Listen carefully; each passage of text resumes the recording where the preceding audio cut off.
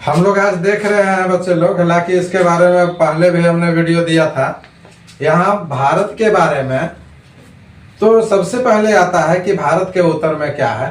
तो ये भारत के उत्तर में ये हमारा हिमालय पर्वतमाला, और राज्य में भी हम साथ में बतला दे रहे हैं जम्मू कश्मीर, दक्षिण में हिंद महासागर और तमिलनाडु जो कन्याकुमारी अंतिम पॉइंट है। उसके बाद में पूर्व में जो है हमारा म्यांमार, बांग्लादेश और जो है हमारा अरुणाचल प्रदेश है और बंगाल की खाड़ी है। वहीं पश्चिम में हम देखें तो अरब सागर, एक और इधर जो है पाकिस्तान हमारा पश्चिम में स्थित है और बहुत ऊपर में हमारा अफगानिस्तान है।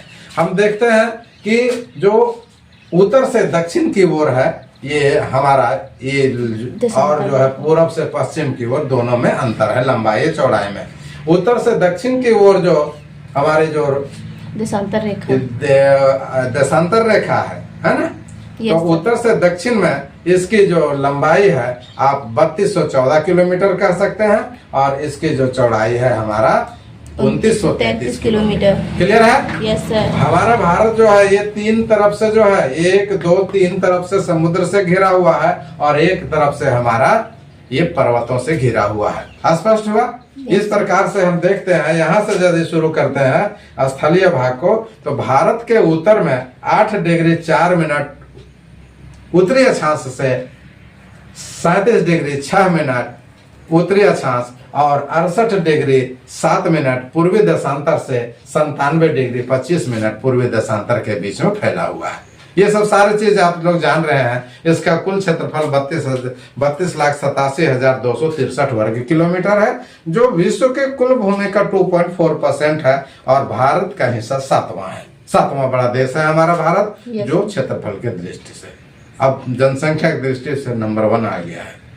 ठीक है, तो इसमें हम लोग जो है कुछ महत्वपूर्ण बात आ गया। अब देख रहे हैं ये सारे बात हो गया, तो कि भारत का दक्षिण भाग जो है, भारत का दक्षिण भाग है ना, कौन सा भाग? दक्षिण भाग। ये भारत का, ये हमारा जो है दक्षिण का भाग है। अंश काटेंगे तो ये दक्षिण का भाग उष्ण कटिबंधीय है और जो है हमारा भारत का उत्तरी भाग उपोष्ण कटिबंधीय या कोष्ण कटिबंधीय। उत्तर का जो स्थिति है हमारा, ठीक है, वो कोष्ण कटिबंधीय या उपोष्ण कटिबंधीय है और दक्षिण का भाग जो है हमारा कैसा है?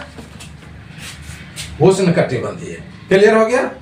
अब प्रश्न इसलिए आया, इसलिए मैं इसे जो है आपको वीडियो के रूप में दे रहा हूं ताकि आप समझ जाए कि भारत के दक्षिण में जो है हमारा उष्ण कटिबंधीय है और उत्तरी भाग में उपोष्ण कटिबंधीय की स्थिति पाई जाती है, जिस कारण भारत में जलवायु, उसकी भू आकृति, मिट्टी के प्रकार, वनस्पतियों में जो अंतर पाया जाता है वो यही दोनों के कारण आता है। समझ गए?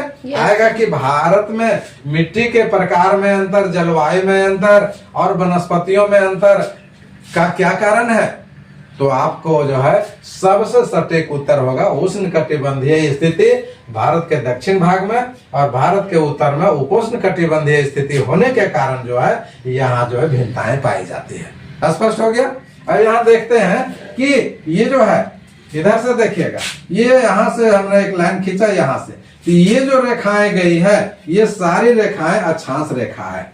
ठीक है, कौन सी रेखा है? अक्षांश रेखा। और यहीं से हमारा भारत की शुरुआत 8 डिग्री 4 मिनट वो जो उत्तरी अक्षांश से, ठीक है, 8 डिग्री 4 मिनट उत्तरी अक्षांश से लेकर के हमारा जो है यहां तक 37 डिग्री 6 मिनट उत्तरी अक्षांश तक पाया जाता है। ठीक है, और उसके बाद में इस प्रकार की जो ये रेखा गई है ये देशांतर रेखा है। जो हमारा उत्तर से दक्षिण की ओर है वो 68 डिग्री 7 मिनट से 25 डिग्री 97 डिग्री 25 मिनट का जो है देशांतरीय विस्तार है। और इस प्रकार देखें यहाँ से जो शुरू हो रहा है पश्चिम भाग से देशांतरीय विस्तार और पूर्व के बीच में, तो यहाँ 68 डिग्री 7 मिनट से शुरू है और लास्ट कितना हो रहा है? 97 डिग्री 25 मिनट। इसमें से आप यदि घटा दें तो लगभग जो है आपका अंतर आ जाएगा कितना? लगभग 30 मिनट का, 30 डिग्री देशांतर का अंतर आ जाएगा। और आपको मालूम होना चाहिए कि 1 डिग्री देशांतर को पार करने में कितना मिनट का समय लगता है? 4 मिनट। 4 मिनट का समय लगता है। तो 30 डिग्री को पार 15 डिग्री को पार करने में 60 मिनट यानी 1 घंटे का समय लगेगा। वहीं 30 डिग्री को पार करने में 120 मिनट यानी 2 घंटे का समय लगेगा। इस प्रकार स्पष्ट है कि भारत के जो हमारा पूर्व में क्या चीज है? अरुणाचल प्रदेश है। अरुणाचल प्रदेश में यदि समय के सुबह 5 बजे सूर्योदय होता है, समझ गए कितना?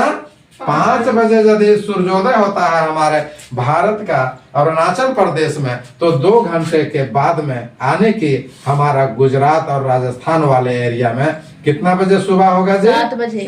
7 बजे सुबह होगा। अब समझ गए?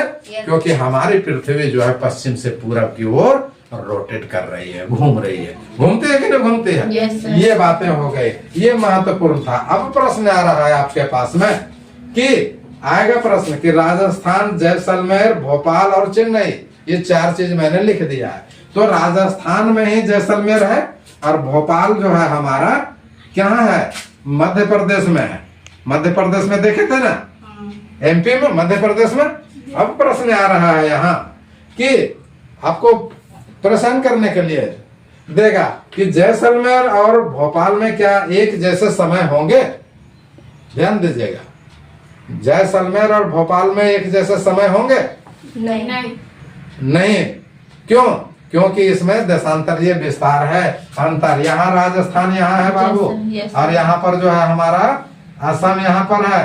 तो असम से यहाँ आने में समय कितना घंटा का अंतर आ गया? 2 घंटे का। 2 घंटे का अंतर आ गया ना, क्योंकि इसका देशांतरीय विस्तार अलग है और इसका जो है अलग है। अब एक देशांतरीय विस्तार पर मान लीजिए कि राजस्थान होते हुए जो भी होगा, तो चेन्नई का समय, भोपाल का समय एक जैसा होगा, क्योंकि एक देशांतर पर होगा, समय घड़ी एक जैसा होगा, टाइम जोन। और जो है फिर हमारा असम वाला क्षेत्र में जो भी जो है देशांतरीय विस्तार में एक रेखा में आएगा, उसका समय एक होगा। यही कह रहा है कि दोनों में क्या अंतर है। तो क्योंकि भोपाल जो है मध्य भाग में पाया जा रहा है, अब आ जाएगा कि भोपाल और चेन्नई में लगभग एक समय दिखता है।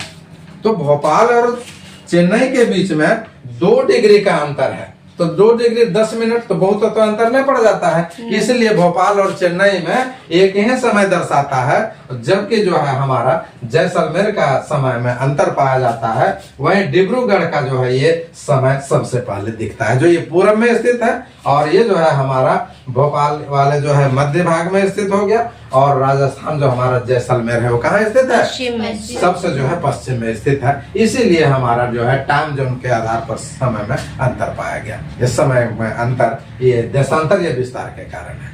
क्लियर? Yes sir.